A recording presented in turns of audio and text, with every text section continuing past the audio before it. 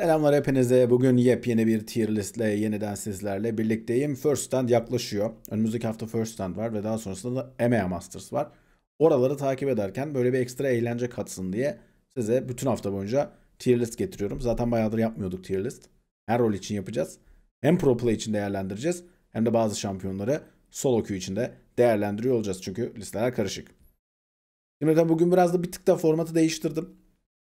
Rollere göre de böldüm şampiyonları. Ne yaptık rollere göre bölerken? Dedim ki bugün ilk bölümümüzde support rolü var. Engage supportlarına ayrı. Muhafız supportları ayrı. F sunucuları ayrı. Bir de bunun dışında ne yaptı belli olmayan saçma sapan çarları da ıvır zıvır kategorisinde değerlendireceğiz. Kategori gideceğiz. Önce ama ıvır zıvırla başlayacağım. Önce dandikleri yapacağım. Ama hepsinden önce başka bir şey yapacağım. 15.500 aboneye ulaşmışız. Bu video ile beraber hadi 15.600'e ulaşalım. Bu yolda çok emin adımlarla ilerliyoruz. Son dönemlerdeki ilginiz alakanız için teşekkür ederim. Şimdiden geldiğiniz için de ayrıca teşekkür ederim. Bu videoyu izleyeceğiniz için de teşekkür ederim. Umarım çok eğlenceli bir video olur. Hadi geçelim listemize. İlk olarak ıvır zıvır kategorisiyle başlıyorum. Ve ıvır zıvır kategorisinin aslında belki de en ıvır zıvır olmayan şampiyonuyla başlıyoruz. Bard'la. Şimdi Bard'ın bir yönü Enchanter, bir yönü Warden, muhafız rolünde. Hani bu iki role de belli oranda gidebilecek. Tabii ki bu şampiyonların hiçbiri siyahla beyaz kadar ayrı değil. Yani gri noktalar var. Bazı şampiyonların başka yapabildiği şeyler de var ama genel olarak sınıflandırmak gerekirse bu şekilde sınıflandırdım. Ve Bard bence ıvır zıvır kategorisinin en iyi şampiyonu. Pro Play'deki etkisi tabii ki biraz daha sınırlı. Çünkü Pro Play'de her durumda oynayamıyorsunuz. Biraz da oynaması da zor bir şampiyon. Solo queue'da etkinliği biraz daha fazla. Solo queue'da rahatlıkla tercih edebilirsiniz. Roam atmanız gerektiğinde en hızlı bu işi yapabilen şampiyon olarak zaten avantaj sağlıyor. Bir de biliyorsunuz bu yıl gelen değişikliklerden bir tanesi yolda giderken aldığınız totemlerden falan experience almıyordunuz. Yani yolda totem kırdınız, totemlerden experience gelmiyor. Ama Bard en azından yolda kendi micinlerini toplayarak bir şekilde tecrübe puanı olarak yukarılarda kalabiliyor. Çok fazla geçseniz bile. O yüzden her yerde iyi bir şampiyon olduğunu düşünüyorum. A tier'e gönderiyorum. Brent oynamıyoruz. Brent ne abi? Saçma sapan işler yapmayın. Elis'i de oynamayın diye önereceğim. Şimdi Elis son dönemlerde popülerleşti destek rolünde. Ama bu yöne doğru sürekli nerf aldı. Yani destekte oynanması istenmiyor bu şampiyonun. Ve açıkçası hem pro play'de hem solo queue'da Elis almayı ispatlayacak. Hani Elis'i aldık bu maçta iyi oldu diyebileceğimiz bir senaryo yok. Ondan daha iyi, onun yaptığı şeyler ondan daha iyi yapan bir sürü şampiyon var. Son nerflü haliyle. Nerflenmeden önce en azından çok büyük bir burst atabiliyordu. Biraz oradan fark yaratabiliyordu. Şu an o da yok. O yüzden kesinlikle oynamayın dediğim şampiyonlardan biri. Elis. Lux. Şimdi onun bir ufak enchanter yönü var. En azından takım arkadaşlarına kalkan atabildiği için ama rolü ne olursa olsun bu şampiyon ana rolü support değil. Onu unutmamak lazım. Sonuçta bu bir büyücü. Menzil kontrolüyle, alan kontrolüyle iş yapan bir büyücü hem de. Ve support rolünde oynadığınız zaman paranız az oluyor. Evet, Caitlyn'le oynadığınızda çok büyük bir koridor baskısı kurabiliyorsunuz ama çok da iyi partneri de yok. Çok iyi partneri de olmadığı için yani B tier'e göndereceğim ama yani bu arada B tier'dekiler hani oynamayındakilerden daha yumuşağım onlara karşı ama çok oynamasanız da olur. Mel destek falan değil. Bomboş bir şampiyon Mel. Destek de değil zaten yani. Ne ki bu şampiyon abi? Bir bekleyin. Bufflansın. Sakin olalım, bufflansın. Morgana oyunun çok gerisinde kaldığını düşünüyorum Morgana'nın. Şimdi Morgana aslında kağıt üzerinde iyi bir şampiyon. Ve çok da önemli bir özelliği de var. Büyük kalkana ya kara kalkan bir yani büyülerin efektlerini de yememenizi sağlaması hakikaten çok önemli bir özellik. Fakat kalan yetenek seti onu destek olarak oynamaya yeterli buldurmuyor bana. Yani destek Morgan W ne işe yarıyor abi? W'nun yaptığı şey ne normalde? Wave itmek değil mi? Minyon dalgası itmek için kullanıyorsunuz. Destekte bunu kullanmak istemiyorsunuz ki. Tamam, çok güçlü bir E'si var. Çok güçlü bir Q'su var. Ama bu kadar kırılgan bir şampiyon için araya girmesi gereken bir ultisi var.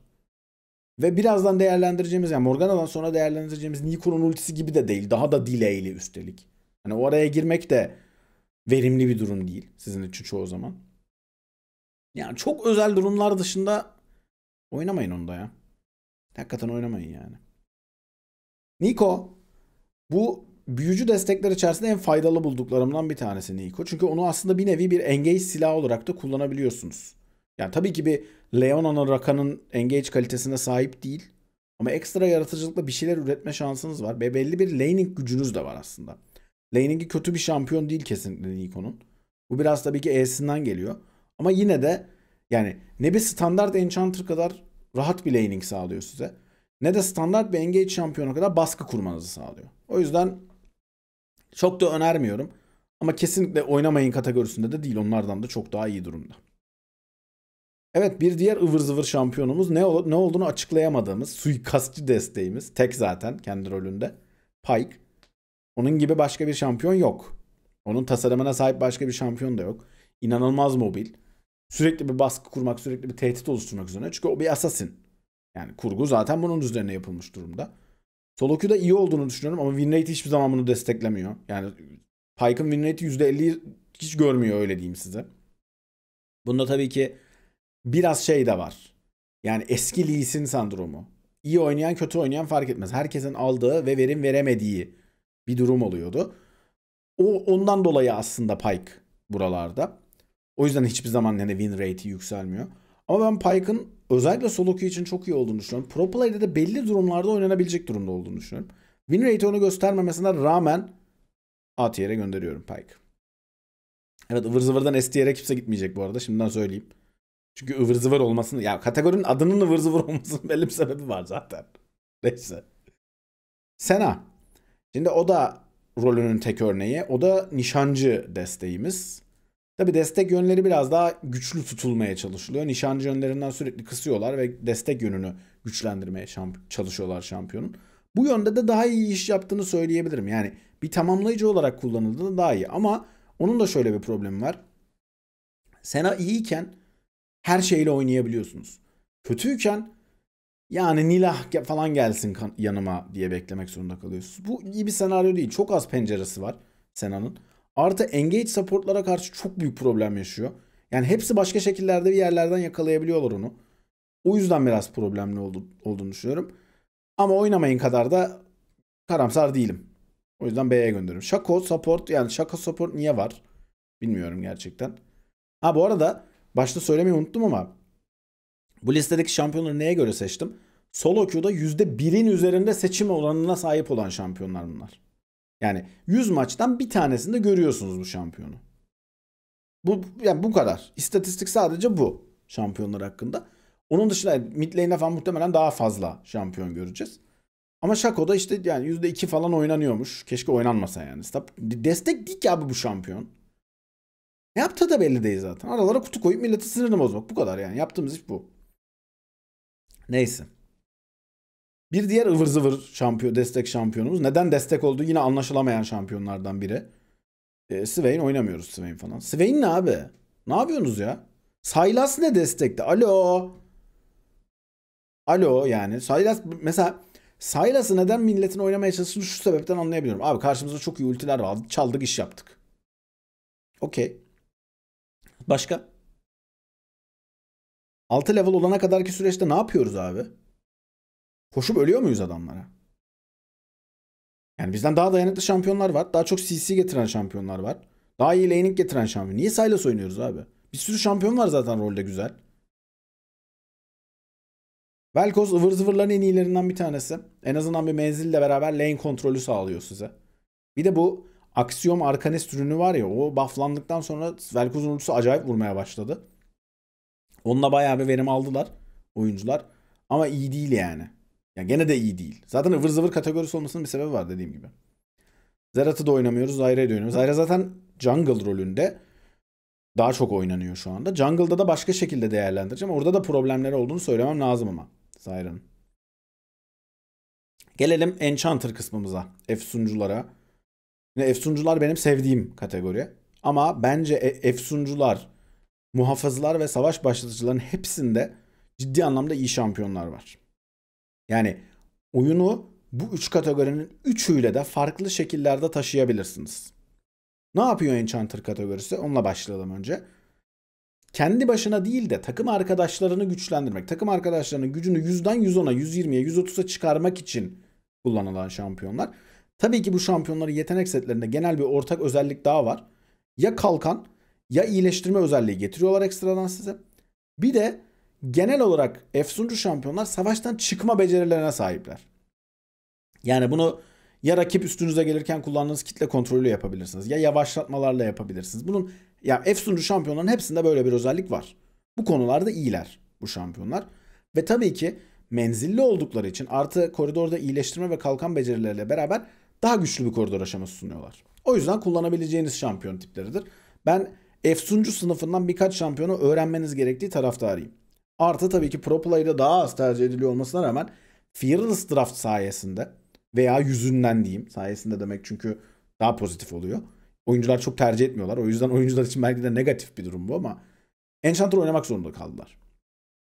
Ve bunun ben bazı oyuncular üzerinde pozitif etkisini gördüm. Çünkü Enchanter'lar iyi. Kötü değil. Kesinlikle kötü değiller. Hatta solo queue'da çoğu daha iyiler zaten. Çünkü solo queue'da organize oyundan farklı bir durum var. Organize oyunda biraz daha o kitle kontrolünü savaş başlangıcında desteğinizden almak istiyorsunuz. Neyse başlayalım ilk Enchanter'ımızla. Karma ile başlayalım. Benim yıllar boyunca favori şampiyonlarımdan biriydi. Hatta ilk yani eskiden jungle oynadığım dönemde benim bir Smurf hesabım vardı. Sadece support oynuyordum. Sadece şu şampiyon grubu vardı ki Pantheon falan yoktu. Yani Engage, Warden ve Enchanter şampiyon havuzunun bir kısmı vardı account'ta. Ve ben onunla master olmuştum. O dönem Karma ile master oldum. 2020. Tamam mı? O dönemki Karma şöyle oynanıyordu. Rakip nişancı minyonlara her yaklaştığında minyona vurmak için siz arkadaki büyücü minyonlara Q atıyordunuz. Ve adam alan etkili hasardan dolayı o minyonlara yaklaşamıyordu. Sürekli bir koridor ritme sağlıyordunuz ve ittiğiniz koridorla koridor baskısı kuruyordunuz. Hala bunu yapabiliyorsunuz Karma'yla. Ama bunun değeri düştü oyunda. League of Legends'da bunun değerinin düşmesi zaten asıl problemi çıkardı. Tabii ki arada yıllar içerisinde Karma'nın yediği nerfler falan da devreye girdi. İşte eşyalar değişti. Oyunun oynanış biçimi değişti. Ama hala Karma iyi durumda. Hala bunu yapabiliyorsunuz. Hala bununla maç kazanabiliyorsunuz. O yüzden A tier'e gönderiyorum Karma'yı. Janna OG Enchanter. Orijinal ilk gruptaki Enchanter'lardan bir tanesi. Çok iyi bir alan kontrolü şampiyondur Janna. Bu arada solo queue'da hiçbir zaman win rate'i %51'in falan altına düşmez. Hep 52 civarında gezer. Her zaman iyi bir şampiyondur. Pro Play'de yalnız hiç göremiyoruz. Ben görülebilecek çok pozisyon olduğunu düşünüyorum bu arada Janna'yı. Özellikle menzili korumak isteyen bazı draft tipleri var. Onların çok da oynandığını da görüyoruz bu arada Pro Play'de.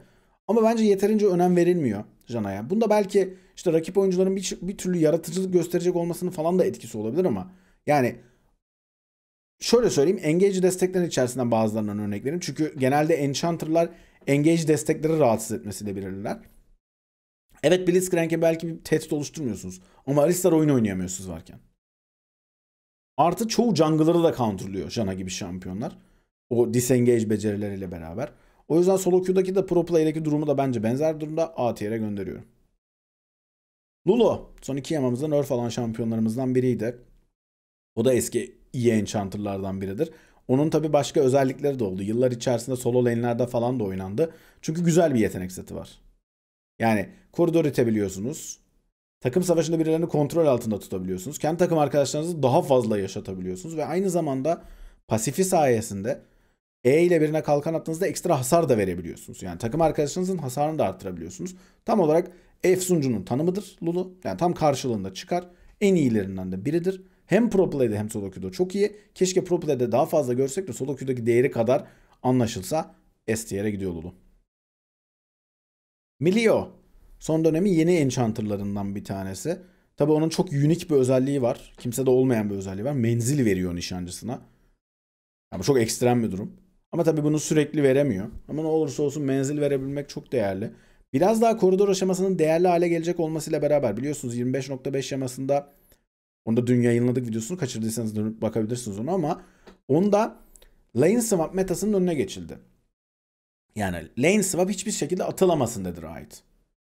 Lane swap'ın olmaması demek bot lane'de koridordaki gücünüzün daha önemli olması demek. Bu da bütün enchanter'ların otomatik olarak daha değerli hale geleceği anlamına geliyor. Hepsinin. Çünkü enchanter'ların hepsinin özelliği, hepsinde bir özellik var. Dikkat edin, yani işte şu ana kadar kimlerden bahsettik? Karma, Janna, Lulu. Şimdi Milio var. Hepsinin bir tane de aynı zamanda uzun menzilli dürtme ve koridor kontrol etme becerisi de var. Bunlar da var abi, şampiyon tipinde var zaten bu. Yani zaten skill setler benzer. Biraz daha menzilden kullanılabilir. Koridor kontrol yeteneği. Ve tabii rakip şampiyon içinde kullanabiliyorsunuz. Bir veya iki tane takım arkadaşınızı güçlendirme yeteneği. Bir tane savaştan çıkma becerisi. Bunlar zaten fix var Enchanter'larda. O yüzden hani bu sınıfı bu şekilde değerlendiriyoruz ve değerleri de artacak. Ben o yüzden 25.5 yamasının Enchanter'ların hepsinin daha güçlü olacağını düşünüyorum. Ve şu anki güncellememizde bu. Milio bu grup içerisinde, Enchanter'lar içerisinde Enchanter vs. Enchanter eşleşmelerine, yani iki tarafında Enchanter oynadığı durumda, ne kadar çok Enchanter dedim birkaç cümle içinde ya. İki tarafında Enchanter oynadığı durumlarda çok iyi oluyor. Fakat disengage becerileri diğerlerinden daha kısıtlı. O yüzden karşınıza menzilli bir destek geldi. En zor oyuncaklarınızdan bir tanesi. Milio. O yüzden A tier'e gönderiyorum. Nami. Oyunun en iyi desteği bence şu anda Nami. O kadar söyleyeyim. Nami'yi oynayan herkes, düzenli Nami oynayan herkes Nami'nin ne kadar güçlü olduğunun farkındadır. İyi oynandığında karşınıza Blitzcrank gelse dahil, ki Blitzcrank Enchanter'ların en büyük belasıdır. Mesafeyi çok uzaktan bozduğu için, sizi çok rahat yakalayabildiği için. Nami ile her şeyi yapabiliriz. Nami inanılmaz iyi scale oluyor. Nami çok iyi bir laning'e sahip. Nami hem Enchanter'lar içerisinde bence en değerli istatistiği veriyor. Hareket hızı. Hareket hızının ne kadar değerli olduğunu 2025'te görüyoruz. Bakın Swiftness botu oyundaki en güçlü bot diyorum size bir süredir. Hatta güçlendirmesi varsa güç göstergeleriyle daha da saçmalıyor diyorum. Underrated bunlar. Bak ben bu kanalda bu sezon neler söyledim. 6 aydır söylediğim Warwick ve Cassiopeia çok iyi diyorum. Warwick 5 kere falan nerf yedi. Cassiopeia 4 kere nerf yedi. Oynayın, faydalanın arkadaşlar. Nami çok güçlü. Nami saçmalık tierinde. Nami böyle bir tier'de abi. Nami böyle bir tier'de. Nami'nin farkında değil millet. Ben size önden söylüyorum. Oynayın, görün gücünü. Nami Enchanter vs. Enchanter eşleşmelerinde Yumi'yi falan bile outscale edebilen bir şampiyon. Öyle bir saçmalık yani. İyi Nami oyuncusu çok fark yaratır. Çok iyi çar. Renata. Efsuncuların en az efsunlayanı ama aynı zamanda en iyi savaştan çıkma becerilerine de sahip olanı. Ya rakip üzerinize koştuğu anda inanılmaz bir güç haline geliyor Renata. Tabi verdiği efsun, yani evet hızımız veriyor. İşte saldırı hızı falan veriyor ama bir de tabi kurtarma paketinin yeniden diriltme özelliği de çok, yani yeniden derken diriltmiyor tabi de canınızı sıfırda tutma özelliği çok acayip bir mekanizma. Çok da değerli, verimli olduğu yerler de var. Özellikle engage desteklerine karşı, engage komplarına karşı daha da değerli hale geliyor. Ben 25.5'te gelen lane swap'ın kalkmasıyla beraber Renata'nın değerinin de bir tık artacağını ve bu patch'te S tier'e çıktığını düşünüyorum. Seraphine. Son Yamada buff alan şampiyonlarımızdan bir tanesi. En büyük problemi bence Seraphine'in diğerleri kadar koridor baskısı kuramaması. Yani belki de aslında tek eksikliği. Bunu tabi dengeleyemiyorlar. Neden dengeleyemiyorlar? Çünkü Seraphine hasarını arttırdığınız zaman Seraphine'i AD carry gibi kullanmaya başlıyor takımlar. Çift Enchanter bir bot lane geliyor. Seraphine çok rahat wave itiyor. Oyun oynayamıyorsunuz karşısında. O yüzden dengeleyemiyorlar. Ya da mid lane falan oynandığı oldu Seraphine'in. O yüzden hep hasarını az tutuyorlar. Hasarını az tuttuğunuz için ne oluyor? Diğerleri kadar koridor, Karma kadar falan koridor kontrolü sağlayamıyor size. O yüzden problem yaşıyor Seraphine. Son Yamada aldığı buff özellikle şampiyonlara atıldığında bir tık daha fazla vurmasıyla beraber belki onu tekrardan A tier'e çıkarabilir ama henüz değil. Henüz değil. Sona oyundaki en iyi scaling'e sahip şampiyonlardan bir tanesi. Ama çok kötü bile. Yani çok kötü demeyeyim ama diğer şampiyonlara kıyasla, diğer enchanter'lara kıyasla mesela wave itmeye çok az desteği var. Sona'nın. Artı savaştan çıkma becerileri çok limitli diğerlerine kıyasla. Tabii ki hala bir sonuçta E verip hız verip bir anda ulti atıp çıkabiliyorsunuz savaştan da. Diğer enchanter'lar rakibi de sert kitle kontrolünü aldığı için, gerçi Sona'nın ultisi de alıyor da. Ama işte Sona'nın da belli bir menzile girmesi gerekiyor. Yani Jan'ın ultisini kullanmak daha kolay. Nami'nin ultisini kullanmak daha kolay. Nami'nin ultisiyle kıyaslamak da daha olası. Çünkü ikisi de şerit haline gidiyor. Nami'nin ultisi çok daha uzaktan atılıyor. Artı Sona'nınki sersemletme atıyor. Tenacity ile azaltılıyor. Nami'ninki knock kapatıyor. Tenacity ile azaltılmıyor falan. Öyle farklar da var yani. O yüzden B tier'e göndereceğim Sona'yı da. Soraka. Oyunun iyileştirme makinelerinden bir tanesi. Çok güçlü bir laning'i var ama efsunculuğu biraz tartışmalı şampiyonlardan bir tanesi. Çok fazla iyileştirme sağladığı için tabi Efsuncu eşyaları aldığınız zaman aynı zamanda o buff'ları da verebiliyorsunuz işte kızgın buğurdanlık falan aldığınızda. Ama laning gücünü daha fazla kullanmanız gerekiyor. Soraka oynaması kolay bir şampiyon değil. Onu şimdiden söyleyeyim size. Yani Soraka'ya harcayacağınız eforu Nami'ye harcarsanız daha büyük ödül alırsınız. Onu söyleyebilirim. A tier ama genelde Soraka. Yumi o da A tier'de. Zaten birkaç yama üst üste buff almıştı ve ben bunu söylemiştim. Ya bu çar bu buff'lar devam ettiği sürece geliyor diye. Ve geldi. Yumi o içeri girdi. O yüzden A tier'de kalmaya devam edecektir. Zillion'ın çok iyi bir enchanter olduğunu düşünmüyorum. Evet, teorik olarak bir enchanter. Sonuçta movement speed veriyor ve atabildiğiniz zaman ölen bir arkadaşınızı diriltebiliyorsunuz. Ama diğer becerileriyle yani sonuçta Nami de movement speed veriyor ve az önce ben de dedim en değerli istatistik. Fakat Nami bunu herkese verebilirken, yani bütün takımınıza movement speed verebilirken Nami ile bunu şeyle yapamıyorsunuz. Zillion'la yapamıyorsunuz. Bir kişiye verebiliyorsunuz. En fazla hani yeteneği 2 kere çevirip kullanmayla 2 kişiye yapabiliyorsunuz. Başka bir efsuncu özelliğiniz de yok. Yani bir kalkan veremiyorsunuz, bir iyileştirme etkiniz de yok. Oralarda biraz geride kalıyor bence. Aşırı iyi bir laning de sağlamıyor. O yüzden B tier'e gönderiyorum Zillion'ı. Şimdi gelelim Warden kısmına, muhafız kısmına. Muhafız kısmı biraz dar ama tabii ki engage desteklerinin belli özellikleri, mesela Alistar'ın belli özellikleri, Leona'nın belli özellikleri Warden kısmını da kapsıyor. Yani oradakileri de kullanabilirsiniz. Fakat Warden kısmının engage kısmından, engage desteklerinden bir tane bariz eksikleri var. Mesafe kapatma konusunda zorlanan şampiyonlar bunlar.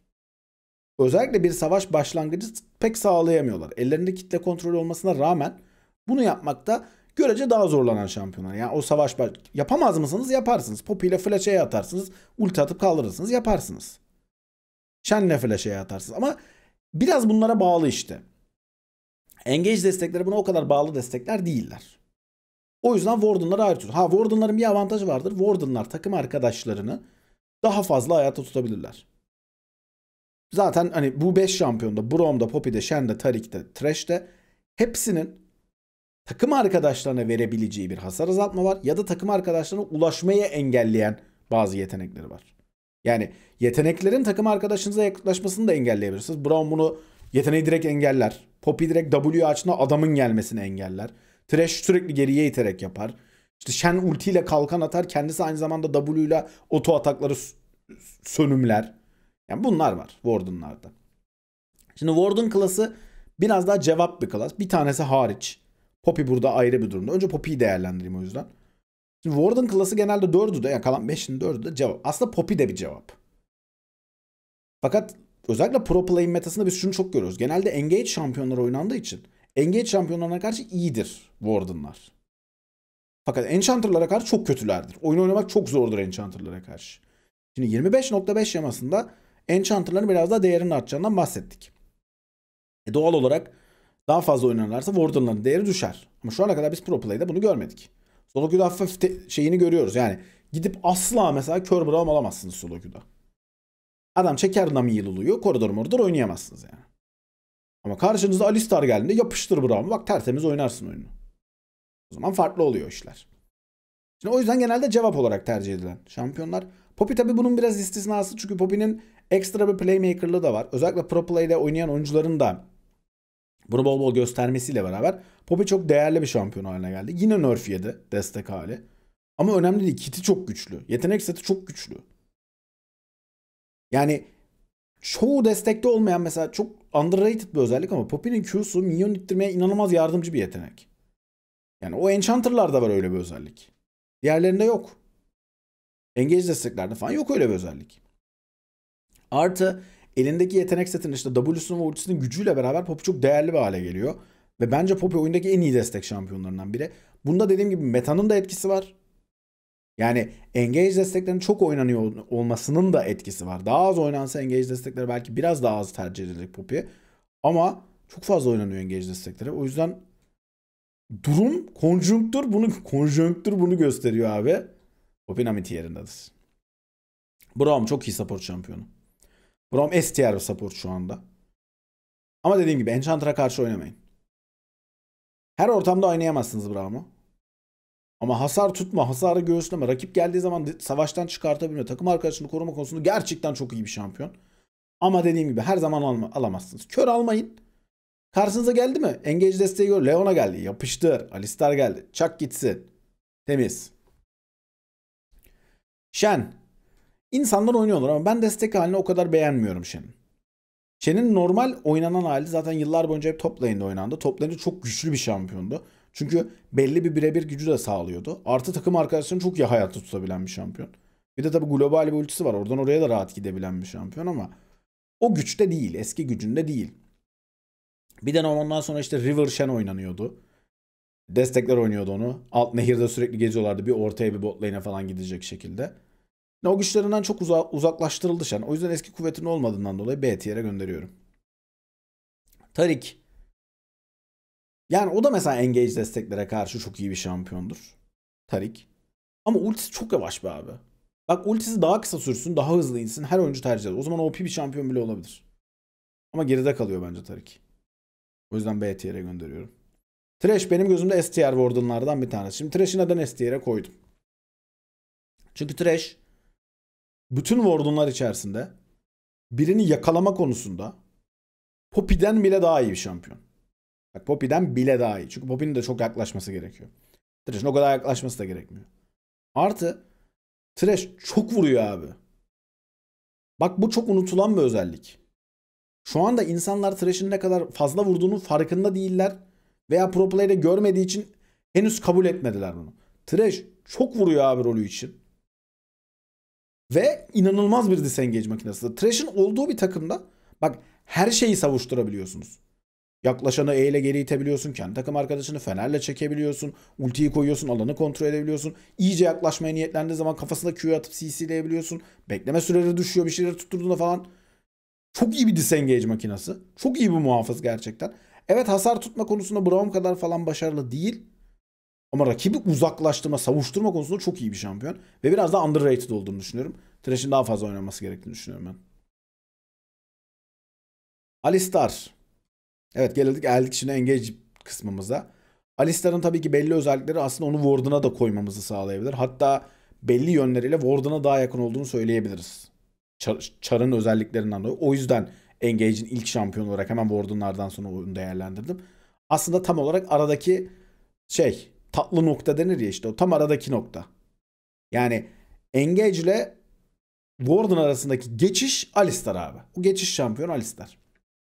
Çünkü hasar tutabiliyor mu? Tutabiliyor. Rakibi uzaklaştırabiliyor mu? Uzaklaştırabiliyor. Ama aynı zamanda diğerleri kadar uzun menzilli olmasa da bir savaş başlangıç mekaniği de var Alistar'ın. O yüzden iki yönlü değerlendirebiliriz. Dediğim gibi başta da söylemiştim. Bunlar siyah beyaz ayrımlar değiller zaten. Alistar belli oranda cevap olarak da iyi bir şampiyon. Ama mesela Alistar'ı da kör almak çoğu zaman tercih edilen bir şey değildir. Çok iyi bir şampiyon. Çok faydalı olduğunu düşünüyorum Alistar'ın. Ve iyi ellerde gerçekten maçların kaderini de değiştirebilen bir şampiyon. Ama dediğim gibi kör almamak lazım. Kör de alınabilse zaten Nami yerine giderdi ama kör almıyoruz. Blitzcrank. Savaş başlangıçları içerisinde en farklı savaş başlangıcını yapan şampiyon. Çünkü diğer savaş başlangıçlarının hepsi rakibin üzerine atılan bir kitle kontrolü ve rakibe yaklaşmak üzerine kurgulu. Blitzcrank rakibi kendine yaklaştırmak üzerine bir savaş başlangıcı var. Tam tersini yapıyor bunun. Ve bu konuda da özel bir şampiyon zaten. Bunu bir tek Blitzcrank yapabiliyor. Yani bu Thresh'in hukuyla, Pyke'ın hukuyla falan kıyaslanacak bir şey değil. O şampiyonlar zaten Engage şampiyonu değil. Blitzcrank Engage şampiyonu. Blitzcrank'le hook atılır. Tuttuğu an savaş başlar. Savaş başlamıyorsa zaten başlamadan kazanmışsınızdır. Çünkü rakip takım adamı salmıştır ve 5'te 4'sünüzdür. O hook tuttuğu anda savaş başlar abi.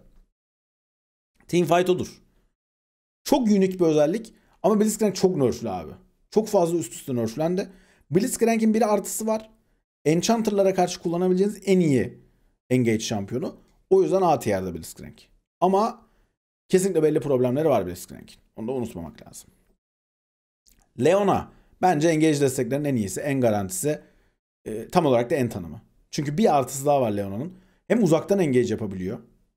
Yani ultisi sayesinde menzil avantajı var Engage için. Hem de dayanıklı abi Leona. Yani şöyle söyleyeyim bir Warden dayanıklılığına sahip Leona. Muhafızlar kadar dayanıklı, Braum kadar dayanıklı. Ama aynı zamanda en uzaktan yapılabilen engage'lerden birine de sahip. Bu çok büyük bir artı katıyor. O yüzden en üst yere gidiyor Leona. Maokai. Son dönemlerde çok fazla pro play'de destek olarak görmedik ama solo queue'da oynanıyor. Pro play'de neden destek olarak göremiyoruz? Çünkü jungle'dakiler hemen alıyorlar abi. Jungler'lar kullanıyor onu öncelikli olarak. Ama Engage ile Disengage'i beraber yapabilen biraz çift yönlü bir şampiyon. Biraz Alistar'a bu konularda benzediğini söyleyebiliriz Maokai'nin. Tabii ki ana rolü destek olmadığı için biraz daha az oynanıyor. Yani diğer şampiyonlara kıyasla az oynanıyor. Artı koridor kuvveti, yani şampiyonun kendi natural halinde ekstra bir dayanıklılık olmadığı için biraz daha hani pasiften heal'lanmaya bağlı olduğu için Maokai biraz daha fazla eşya istiyor.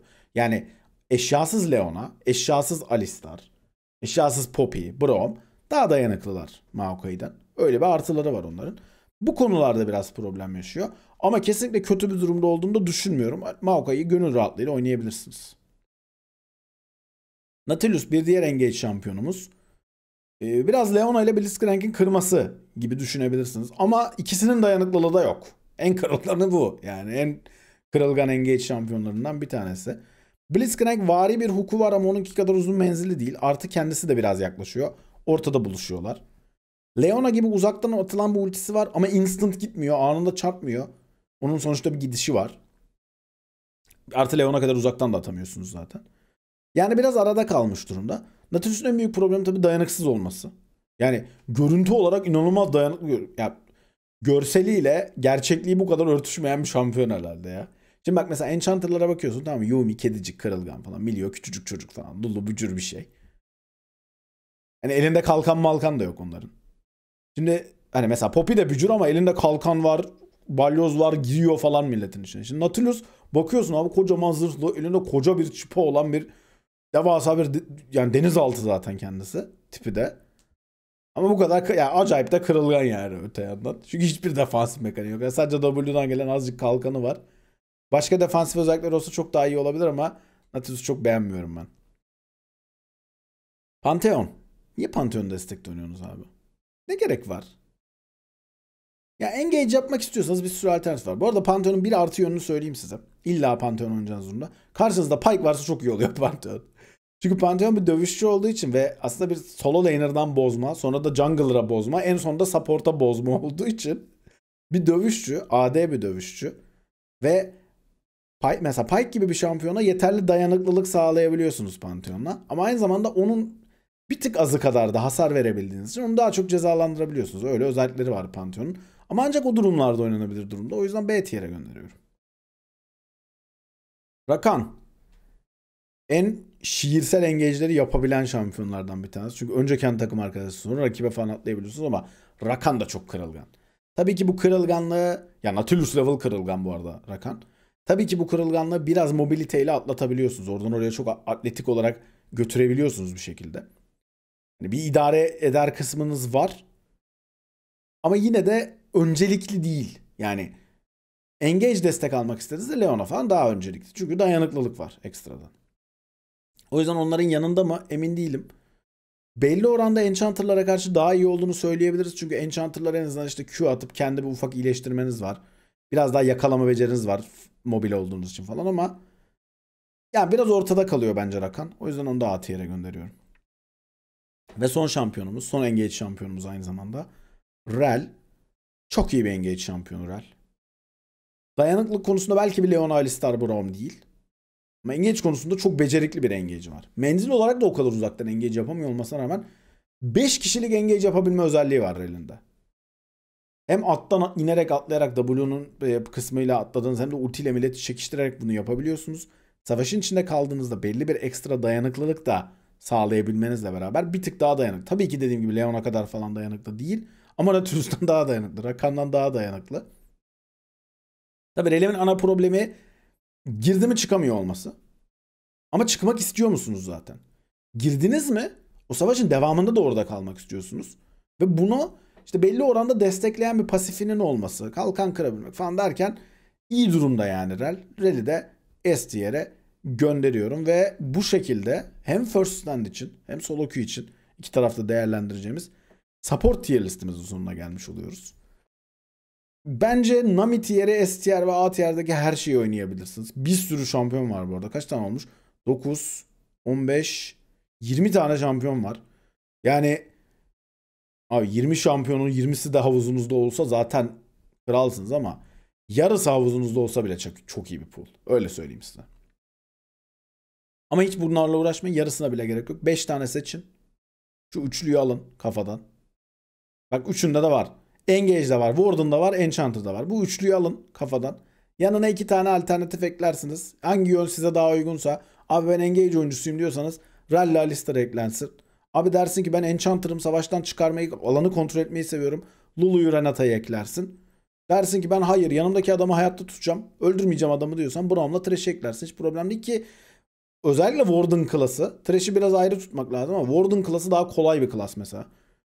Ki 5 şampiyon, yani 5 ile de limitledik ama hani buradaki 10 şampiyonu havuza almak bence çok kolay. 10 şampiyonla da bayağı rahat gidebilirsiniz. Bence çok da faydası olur. First Stand'de de umarım Enchanter'ların yükselişinde bir tık görürüz. Çünkü First Stand tamamen Fearless oynanacak bir yer. Bakalım lane swap'ların kalkmasıyla beraber nasıl etkilenecek. Orada göreceğiz. 10 Mart'ta başlıyor First Stand turnuvası. O tarihe kadar da diğer rollerimizin tier listleri de yetişiyor olacak. Teşekkür ederim geldiğiniz ve izlediğiniz için. Bu dakikaya kadar da bizimle kaldığınız için. Bir sonraki videomuzda görüşmek dileğiyle. Kendinize çok iyi bakın. Hoşçakalın.